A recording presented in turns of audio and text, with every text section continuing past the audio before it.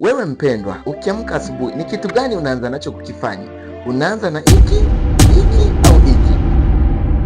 Mpendwa, kitu ambacho nataka nikusisitize ni kwamba kumbuka kwamba kulala ni kitu kimoja na kuamka ni kitu kingine.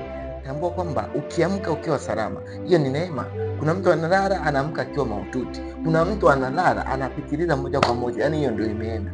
Kwa ukiamka, tambua kwamba ni upendeleo ambao Mungu amekupa.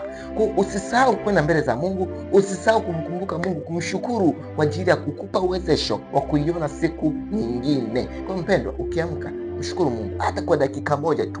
Mshukuru Mungu kwa kukuwezesha, kwa maana amekuwezesha. Kuna kusudi ndani yako aliloliweka ndani yako ili uweze kulitimiza. Usichukulie kawaida mpendwa, usione kawaida, ni neema ya Mungu. Ubarikiwe mpendwa, kumbuka mshukuru Mungu kila wakati. Amen.